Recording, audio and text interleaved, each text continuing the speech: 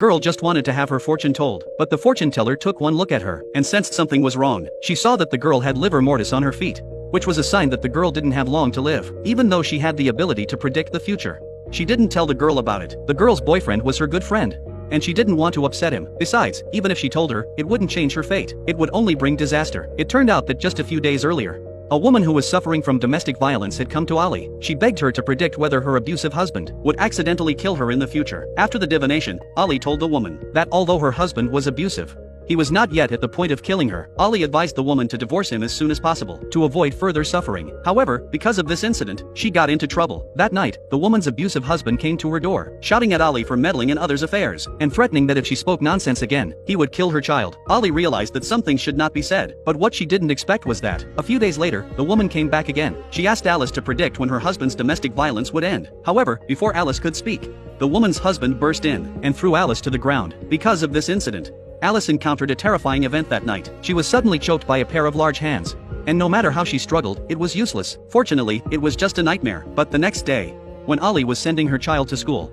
her best friend told her shocking news. The girl who had come to her for a fortune-telling session a few days earlier had gone missing. Thinking of the livor mortis on the girl's feet, Ali realized that she might have met with misfortune. However, that night, the police found Ali. It turned out that the girl had been missing for several days. They had investigated for a long time but found no clues. With the consent of the girl's family, they decided to ask Ali to divine clues about the case. Out of consideration for her friend Neil, Ali reluctantly agreed. Soon, she located the site where the girl had met her fate. Alright, well, I'm picking up. It's a fence. Split rail fence. This is just mishmash. I told you this wouldn't lead to nothing. Seeing the police officer provoking her, Ellie had no choice but to end the divination. But that night, she dreamed of the scene from the divination. She walked down a path, and soon found the white flowers. She wanted to pick them to take a closer look, but the flowers withered instantly. Immediately after that, she discovered a bloodstained iron chain. Just as she was puzzled, a man playing the violin suddenly appeared.